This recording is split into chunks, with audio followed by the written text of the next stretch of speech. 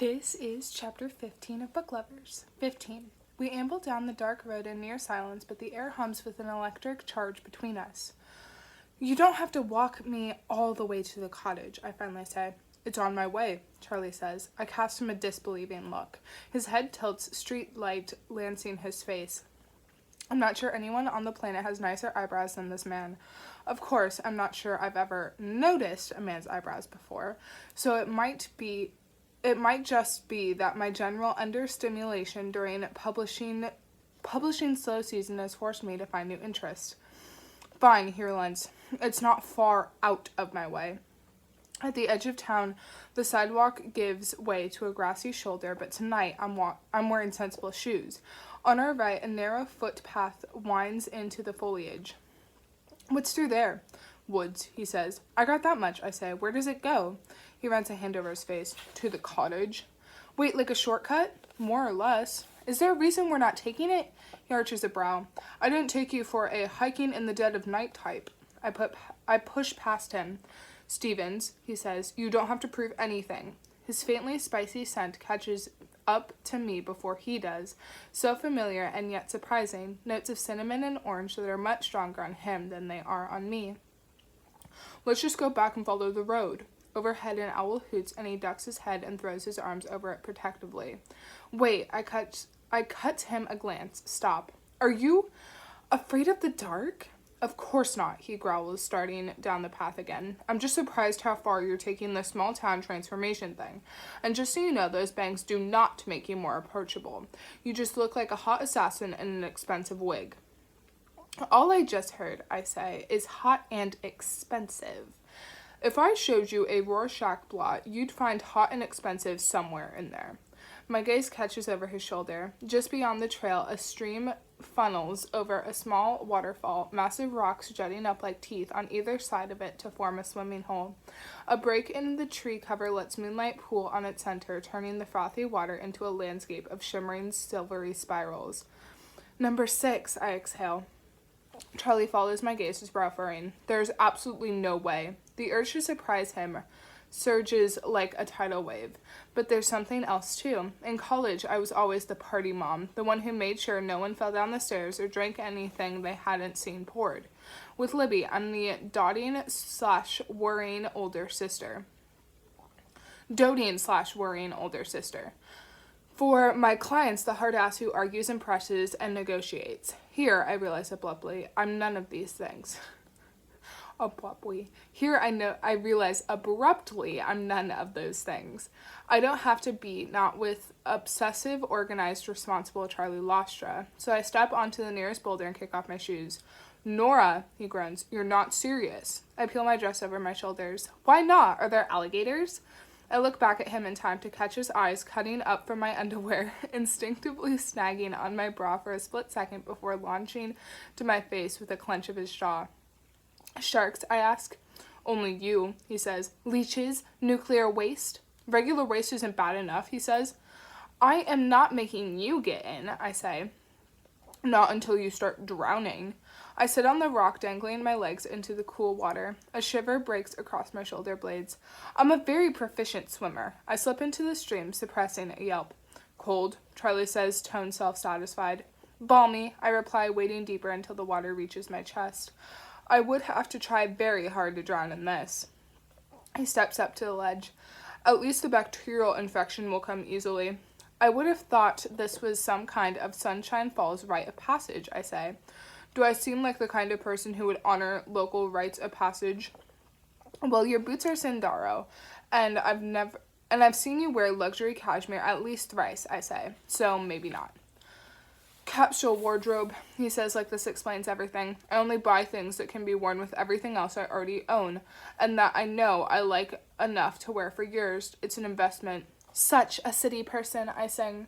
He rolls his eyes. You know this doesn't count for number 6, right? Maybe in Manhattan they consider this skinny dipping, but in Sunshine Falls we'd call that get-up a glorified bathing suit. Another challenge. I'm a woman possessed. I sink beneath the water, unclaps my bra, and hurl it at him. It thwacks against his chest. Closer, he allows, lifting the dainty black lace strap to examine it in the moonlight. All this, he says seriously, wasted on Blake Carlyle. I exclusively own pretty underwear, I say. They're bound to be wasted occasionally. Spoken like a true lady of luxury. I drift backward, knees bent, toes gliding along the smooth-sown creek bed. I think we've proven that, of the two of us, you are the aristocrat here. I'm skinny dipping in a local watering hole, whereas you can't even swim. He rolls his eyes. I can swim. Charlie, I say, it's okay. There's no shame in the truth. Remember when you used to pretend to be polite? Do you miss it? Not at all. He tucks his shirt over his head and discards it on the rocks. You're way more fun this way. When his pants are halfway off. Ooh, you're gonna choke me. I remember to look away, and a moment later, when the water breaks, I spin to find him wincing at the cold sloshing against his stomach. Shit, he gasps. Shit, fuck. Such a way with words. I swim toward him. It's not that bad. Is it possible you don't have any pain receptors? He hisses. Not only possible, but probable, I reply. I've been told I feel nothing. Charlie frowns. Whoever said that clearly only met professional Nora. Most people do. Poor assholes, he says almost affectionately. The same voice in which he said, of course you did, when I told him I met my agenting goals 8 months early. I stop close enough to see his skin prickling. The droplets on his throat and jaw catch the moonlight, and my chest and thighs tingle in response. I drift backward as he wades toward me, maintaining the gap between us. What other Sunshine Falls rites of passage did you ignore? The muscles along his jaw shadows as he thinks. People are really into bouldering here. Let me guess, I say. That's when you stand at the top of a mountain and wait for one of your enemies to walk by, then push a rock over the ledge. Close, he says. It's when you climb boulders. For what reason? To get to the top, presumably. And then? His golden shoulder lifts in a shrug, water sluicing down his chest. Probably there's another boulder, and then you climb to the top of that one. Human beings are a mysterious species, Nora. I once watched a bike courier get hit by a car, get up, and scream, I became God, at the top of his lungs before riding off in the opposite direction. What's mysterious about that, I say. He tested the limits of his own mortality and found they didn't exist. Charlie's pouty mouth tugs to one side in a half smirk. That's what I love about New York. So many bike couriers with God complexes. You're the weirdest person in the room. There's always that person in silver body paint, I agree, who asks for donations to repair his UFO. He's my Q-train favorite, Charlie says. My skin warms. I wonder how many times we've passed each other in our city of millions. I like that you're anonymous there, he continues. You're whoever you decide to be. In places like this, you never shake off what people first thought about you. I swim closer. He doesn't retreat. And what did they first think of you? Not huge fans, he says. Mrs. Southers is, I point out, and your exes, too. I shoot him a glance and sink lower in the water to hide the way my body lights up under his gaze. I don't feel like Nadine Winters when he's this close. I feel like I'm sugar under a blowtorch, like he's caramelizing my blood.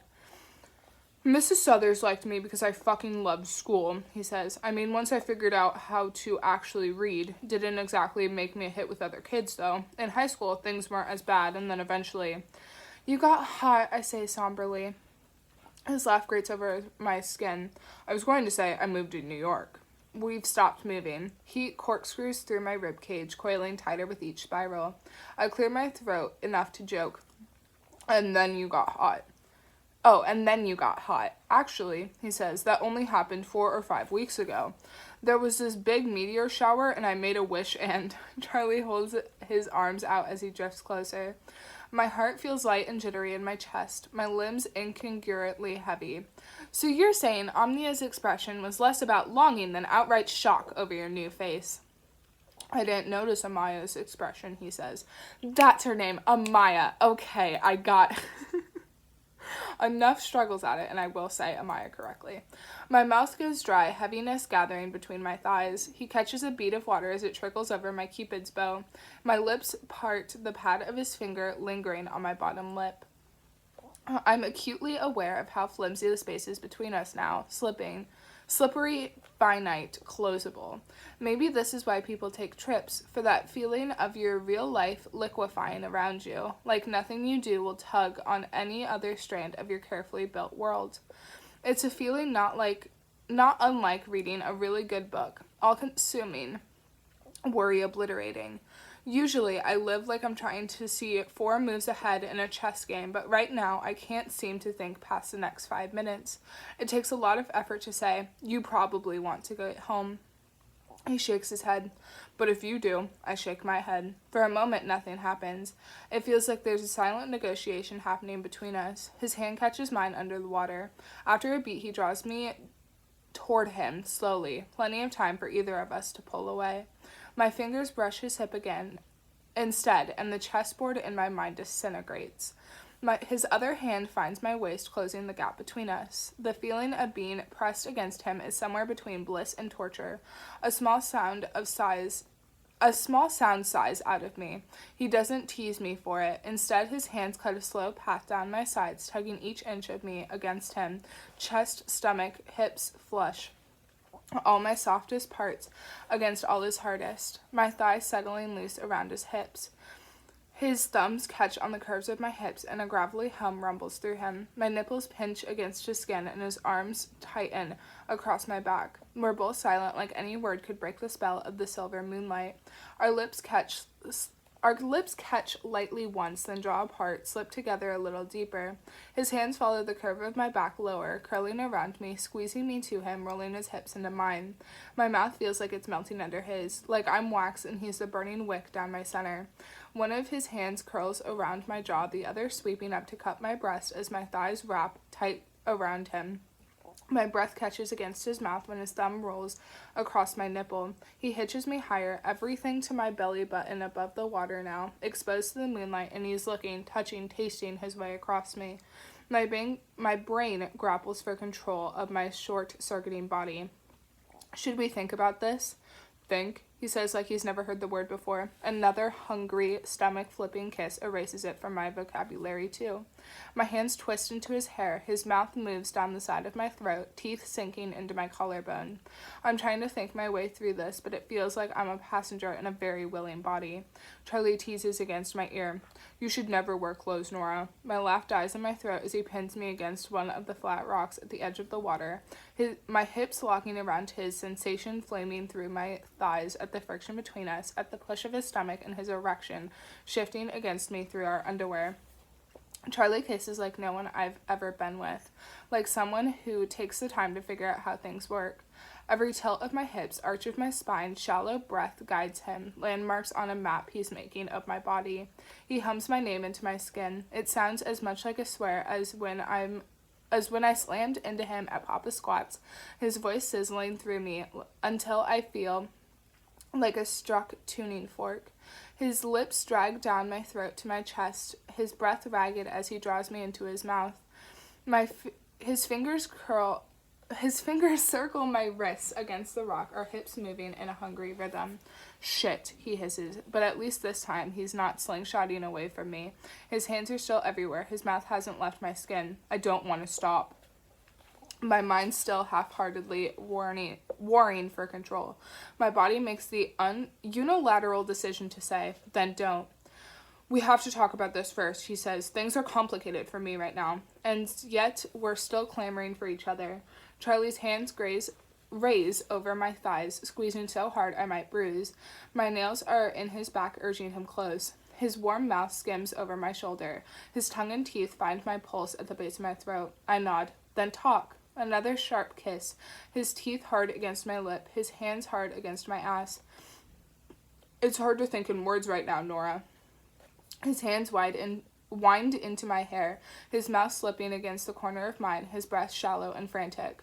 I lift myself against him, and one of his hands curls tight against my spine, his groan crackling through me like a dozen bolts of lightning heading straight to my center.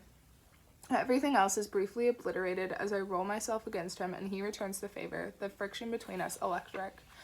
"God, Nora," he hisses. Something like "I know" slips out of me, right into his mouth. His fingers dig under the lace at the sides of my hip, burrowing into my skin. I've never felt someone else's frustration so palpably. I've never been so frustrated. I'm seeing spots, everything lost behind a wall of need.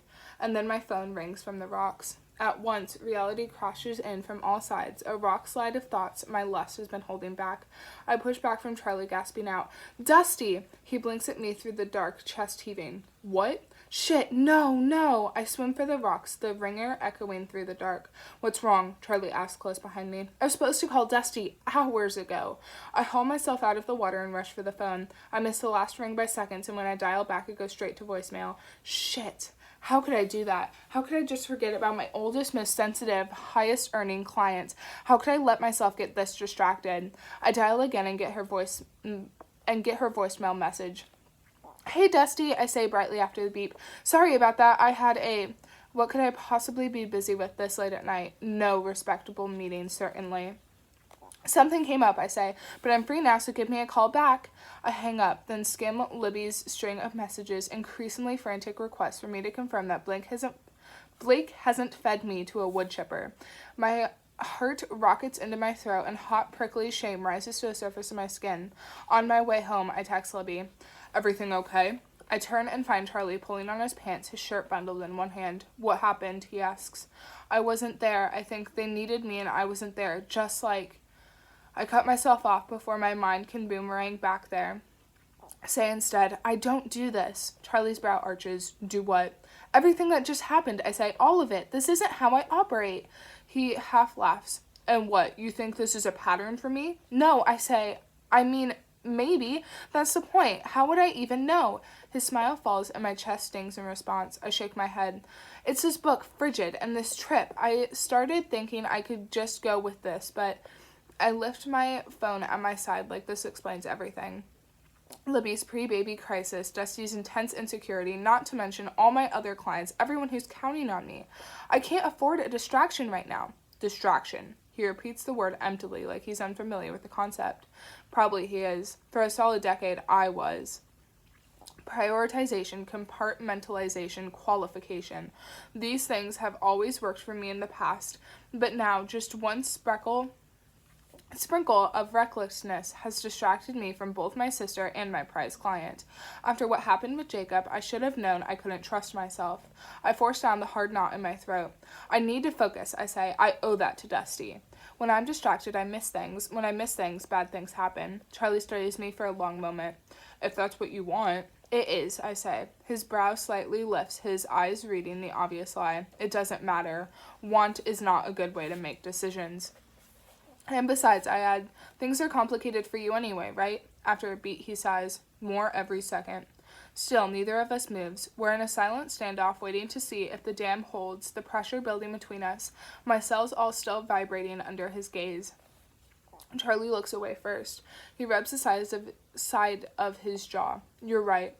I don't know why this is so hard for me to accept this can't be anything." He snatches my dress off the rocks and holds it out. My stomach sinks, but I accept the dress. "Thanks." Without looking at me, he says dryly, "What are colleagues for?"